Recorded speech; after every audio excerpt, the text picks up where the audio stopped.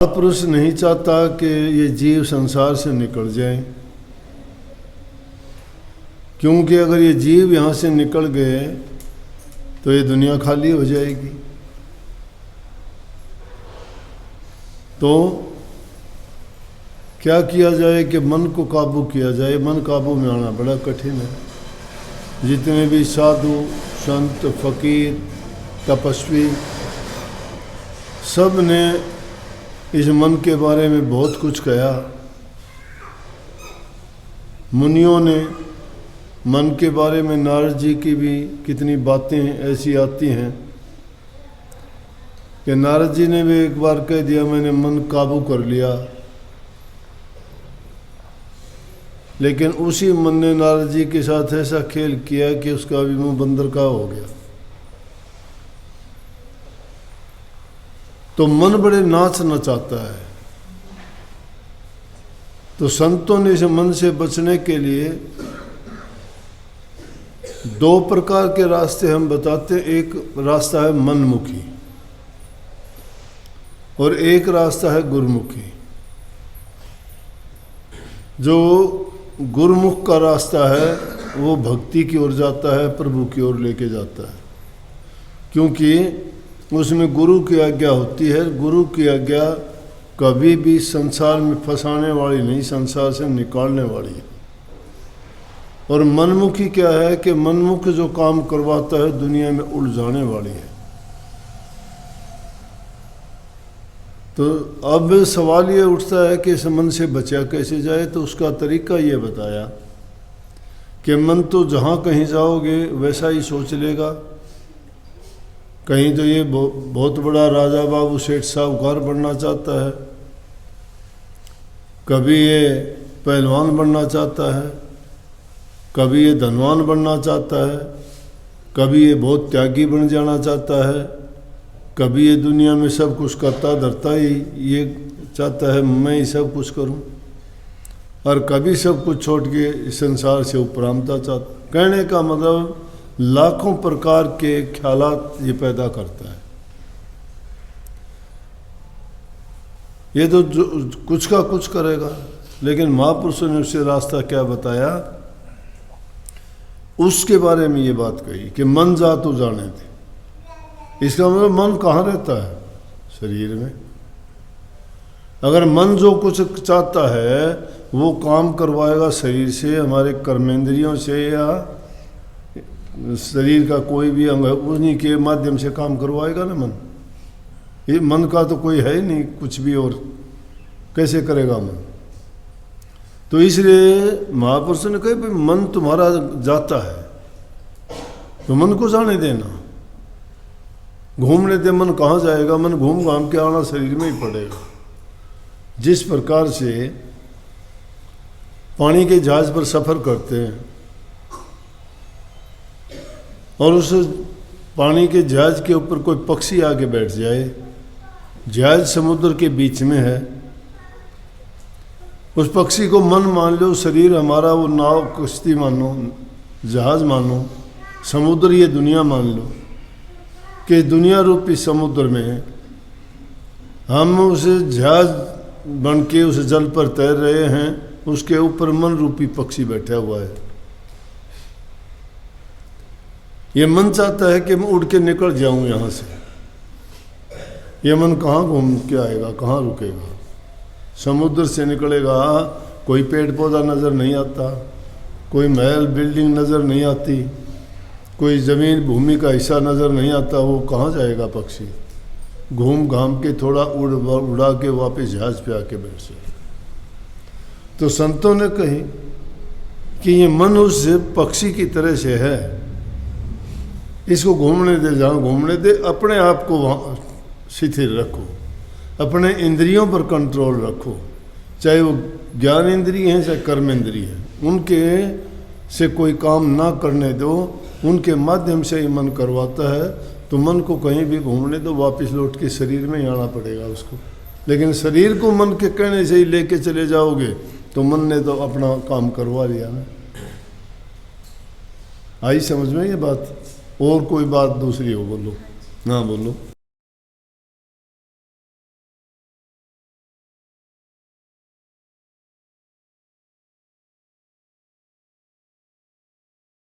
वो जब तक आप ध्यान में नहीं मतलब लीन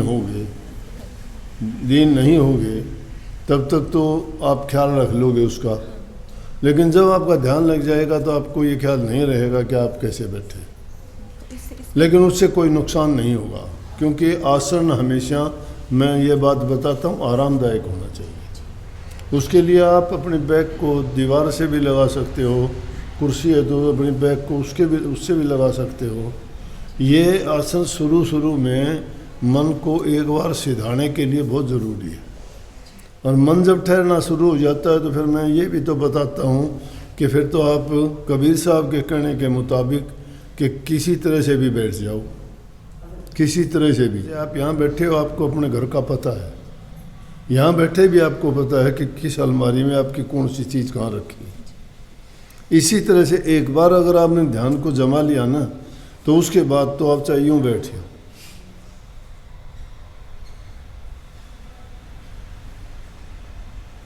ध्यान नहीं, अब भी ध्यान में हो आप। अब ध्यान मेरे ऊपर है, मेरी बातों पे है, यही ध्यान है। हम उस ध्यान की बात करते हैं कि अपने मन को कहीं भी ना भटकने दो, सिर्फ नाम में ही जोड़ दो। नाम का मतलब बाहर से मोड़ के अंदर में जब एक जगह शिथिल हो जाएगी वो ध्यान है। दूसरा कोई ख्याल ही ना उठे, कोई संकल्प विकल्प भी मन में ना आए, कोई ख्याल विचार ही पैदा ना हो, कोई सोच ही आपके दिमाग में ना रहे, आपके सामने निशाना एक ही हो। जैसे उसमें वो बात रह गई थी ना कि जिस प्रकार से तीर को अगर कमान पे नहीं चढ़ाएंगे, अकेला तीर कहाँ लगेगा, नहीं लगेगा ना।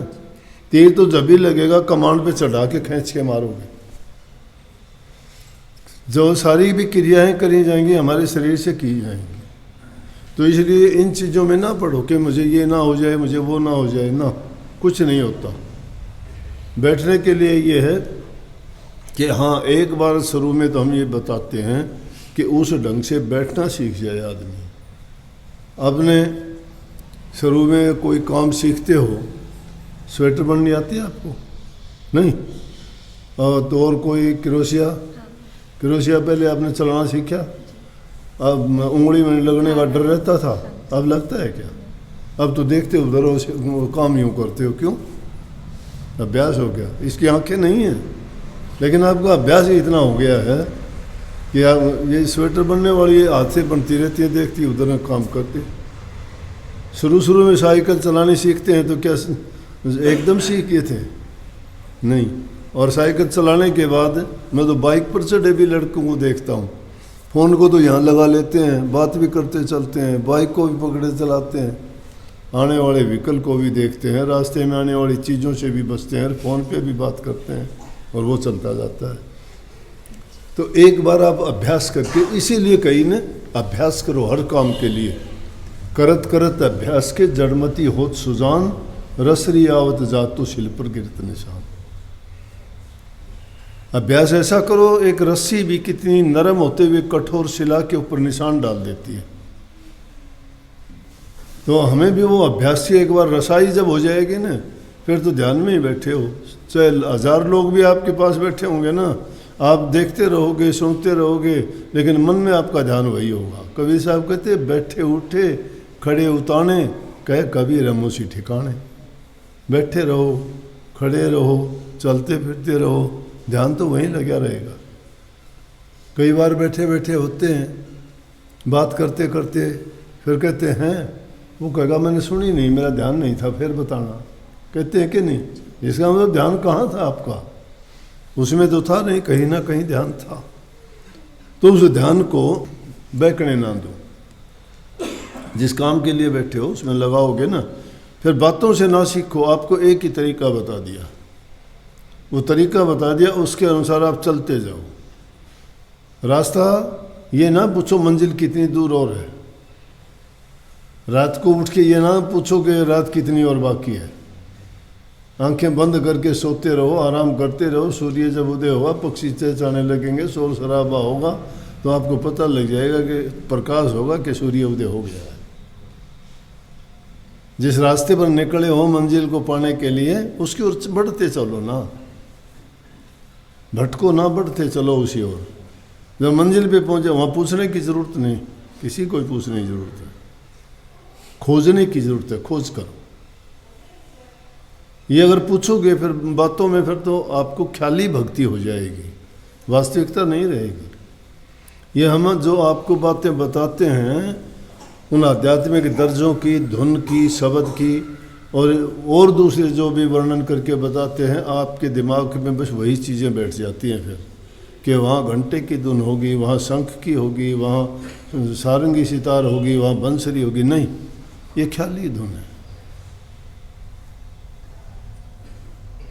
वो ख्याल बना लोगे आप। एक बार महाराज जियों के पास साथ में बैठे थे तो कहने लगे, क्यों भाई? हाँ जी। बोला कि ये धुन होती है क्या? देखो संतों की क्या अजीब बात होती है। मेरे पूछना क्या था, लेकिन जानना चाहते थे कुछ करता है कि नहीं करता है। मुझे ही सब कुछ देने वाले मेरे से कहते, क्यों भाई ये धुन होती है क्या? हाँ जी होती हैं। मुझे भी हंसी आई। बोले कि दूसरे को भी सुना सकता है, बता देगा कैसे सुनना? हाँ मैं बता दूंगा। बोला कैसे? मैं जिस धुन का ख्याल करोगे वो आ जाएगी। बोले वाह भाई, क्यों? क्योंकि वो ख्याली है, जो भी ख्याल करके बैठ जाओगे दिमाग में आ जाएगी। बोले वाह भाई वाह, बिल्कुल ठीक बताइए। क्योंकि वो ख्याली है, वो काल्पनिक है, हमारी चीज़ें वास्तविकता नहीं है वो। हम कल्पना करते हैं कि ओह वहाँ जाऊँगा, वहाँ मुझे ये दिखाई देगा, वो धुन सुनाई देगी, वहाँ प्रकाश होगा, वहाँ इस तरह का प्रकाश होगा, उसके आगे ये होगा, उसके आगे वो होगा। वो सारी बातें क्या हैं? बताई हुई, सुनी हुई बातें हैं, वो हमने दिमाग में रखी है ना। उनसे भी सबसे खाली कर दो, जो फिर वास्तव में आएगी वो आएगी। हमने तो 5 धुन ही बताई हैं आपको, और मेरे से पूछो तो हजारों धुन हैं, एक नहीं। पहले ही दर्जे पर हजारों धुन हैं। मोटा मोटी हमने आप एक को एक क्यों बता दी? आप पूछ सकते हो एक क्यों बताई? फिर वो क्यों है? एक नहीं, उससे पहले तो कितनी प्रकार की, कहीं आंधी जैसी साए साए की, कहीं कीट पतंगे जैसी आवाज़ होगी, कहीं ची ची पी पी की आवाज़ होगी, कहीं चर चर भंभीरी की आवाज़ होगी। कितनी ही धुन शुरू में ऐसी ऐसी आएंगी कि उनका वर्णन करना ही मुश्किल है। फिर कहीं जाके अगर घंटे की धुन जो आती है तो उसका नंबर बहुत बाद में आता है। तो इन बातों में ना पढ़ के जो नाम मिला है ना, नाम का अभ्यास करो, अभ्यास करो। पूछने की जरूरत नहीं रहेगी, अभ्यास करते। संतों ने जो ग्रंथ लिख दिए, कहाँ से लिख दिए? उन्होंने क्या किसी से पूछ के लिखे थे, या किसी ने बताए थे, या उनको कोई लिख के दे के गया था? नहीं, उन्होंने अंतर की खोज करी थी, वो वर्णन कर दिया। वो भी वास्तविक नहीं कर सके, क्यों? जो वास्तविकता वो लिखने पढ़ने में नहीं आती। वो क्यों नहीं आती? कि वो अनुभव होती है। अनुभव कौन करता है? सुरत करती है, जीव करता है, आत्मा करती है। उसके हाथ में ना कलम है, ना दवात है, ना कागज़ है, ना वो लिख सकती है, ना समझा सकती है। समझ गए? नहीं का भेद है, और नहीं बुद्धि विचार। तो फिर हम तो बुद्धि विचार से करने लग गए। वो क्यों नहीं समझा? ये करनी का भेद है, नहीं बुद्धि विचार। बुद्धि छोड़ करनी करे तब पावा कुछ सार। विद्या के बारे में कह दिए, विद्या ये ज्ञान जो है ये क्या है? अविद्या है। ये अविद्या। हे विद्या तू बड़ी अविद्या, ते संतन की कदर न जानी, संत केवल प्रेम के सिंधु, तो उल्टी बुद्धि कीचड़ सानी। ये बुद्धि कीचड़ से सनी हुई है, मतलब अनाप शनाप बेमतलब की बातें उठाती है। इसलिए बुद्धि के चक्कर में ना पड़ो। बुद्धि में वाद विवाद है, तर्क वितर्क है, क्यों कैसे कहाँ है, इनकी कभी अंत नहीं आता।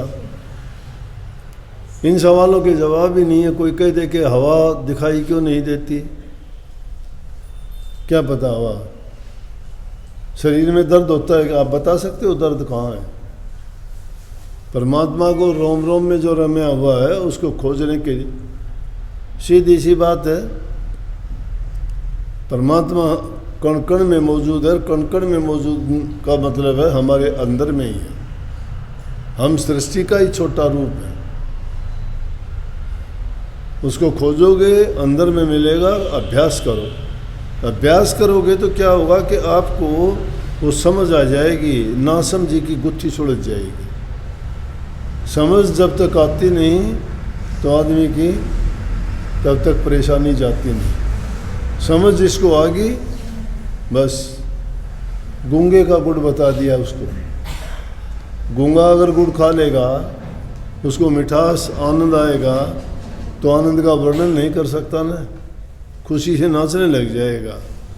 और उसको पूछोगे क्या बात है, क्यों नाचता है, कैसे बताए, उसकी जबान नहीं है बेचारे की। वही हाल हमारी सूरत का, जीव का है। उस रूह का है, वो रूह बता नहीं सकती कि वो क्या है, कैसे है। लेकिन हाँ, जिसने अनुभव हो गया उसको पता लग गया कि क्या है। तो जो भी मैंने भी एक शब्द में लिखी कि अनुमान तो सभी कया, प्रमाण कहने में नहीं। अनुमान कह सकते हैं, अनुमान, प्रमाण नहीं है। जिसको हम घंटे की धुन कहते हैं वो घंटे की नहीं है। जिसको हम शंख की धुन कहते हैं वो शंख की नहीं है। जिसको सारंगी सितार कहते हैं वो नहीं है, उससे मिलती जुलती हैं, वो अनुमानित है, अनुमान है, वो प्रमाण नहीं है। क्योंकि दुनिया की चीज़ का प्रमाणिक उस असलियत का नहीं हो सकता। असलियत की नकल तो हो सकती है, नकल की असल नहीं हो सकती। असल की तो नकल होती है ना, नकल की तो असल नहीं होगी ना। इंसान की नकल हमने मिट्टी की बना दी, मिट्टी की हमने मूर्त तो इंसान जैसी बना दी, लेकिन वो इंसान जैसी नहीं हुई ना, असल नहीं हुई, वो नकल है। नकल तो होगी, असल नहीं बनी। असल परमात्मा बनाता है, नकल इंसान बनाता है। तो हम नकली चीज़ बना के बताते हैं कि ये है, नकली नहीं। असलियत की ओर बढ़ो, ये गुत्थी अपने आप सुलझती चली जाएगी। बहुत बहुत आशीर्वाद।